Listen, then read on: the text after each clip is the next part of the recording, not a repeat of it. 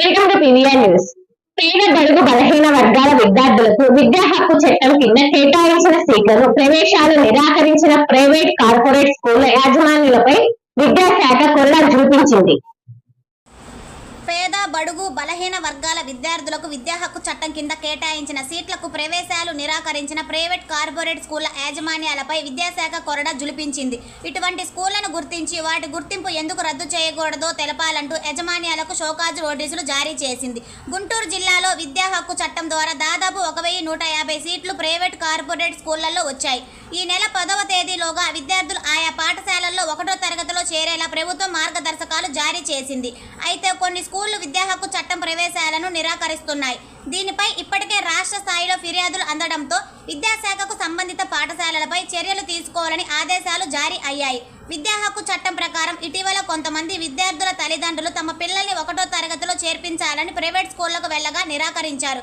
విద్యార్థుల తల్లిదండ్రులను అవమానకరంగా మాట్లాడారు. దీంతో వారు గుంటూరు ఎంఈఓ కార్యాలయం వద్ద నిరసన వ్యక్తం చేశారు. ప్రభుత్వ ఆదేశాలను పట్టించుకోకుండా నిర్లక్ష్యంగా వ్యవహరిస్తున్న ఆయా స్కూళ్ల యాజమాన్యాలకు 2 రోజుల క్రితం విద్యాశాఖ నోటీసులు జారీ చేసింది.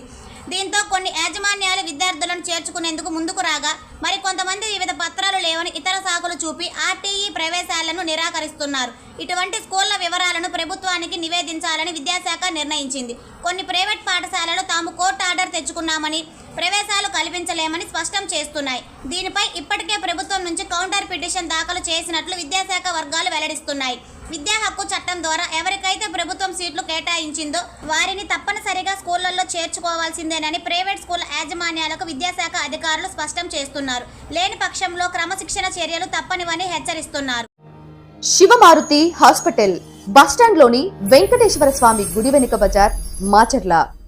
డాక్టర్ పాత గీతాంజలి గారు ఎంబీబీఎస్, ఎండి, పీడియాట్రిక్స్, పల్స్, పిల్లల వైద్య నిపుణులు. అందించు వైద్య సేవలు జ్వరం, ఆయాసం, విరోచనాలు, పచ్చకామెర్లు, ఫిట్స్, పుట్టుకతో వచ్చే వ్యాధులకు అత్యాధునిక చికిత్సలు, రక్త సంబంధిత వ్యాధులు, ప్రత్యేక సేవలు, nebuliser, advance phototherapy, radiant warmer therapy, 24/7 lab, pharmacy, emergency కేసులు చూడబడును.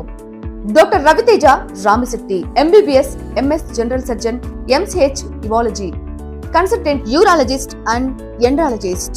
కిడ్నీలో రాళ్లు, ప్రోస్టల్ గ్రంథి సమస్యలు, అంగము మరియు బీజములలో సమస్యలు, మగవారి సంతానలేమి సమస్యలు, పీనల్ ఇంప్లాంట్స్, టెస్సా, మైక్రోటెస్ట్, ఎండోస్కోపీ అండ్ లేజర్స్ ప్రతి నెల 2, 4వ బుధవారాలలో చూడబడును.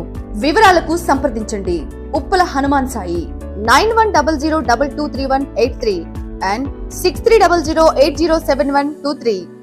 పరిసర ప్రాంత ప్రజలకు శుభవార్త. Raviteja multi speciality hospital. Raviteja multi speciality hospital, ring road centre, Macherla.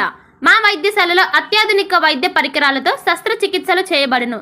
అదేవిధంగా మా వైద్యశాలలో ఎంఐసియు, ఎన్ఐసియు, ఓటీ ఆపరేషన్లు ఎంతో అనుభవం కలిగిన doctor Keerthi Reddy, doctor Satish, doctor చంద్రశేఖర్లచే వైద్య సేవలు అందించబడును. మా వద్ద కార్పొరేట్ వైద్యశాలలో ఎన్నో ఏళ్లు అనుభవం కలిగిన గైనకాలజిస్ట్, జనరల్ మెడిసిన్, జనరల్ సర్జరీలచే వైద్యం చేయబడును. Orthopaedics, polytrauma, OBS and gynaecology, paediatrics, pathology, CT scan, X ray ల్యాబ్లతో పాటు అంబులెన్స్, ఫార్మసీ సౌకర్యం కలదు. మేనేజ్మెంట్ డాక్టర్ గోనుగుంట శ్రీకాంత్, నాప్థియాలజిస్ట్ doctor Gonuguntla Sai Sushma, MBBS gynaecologist.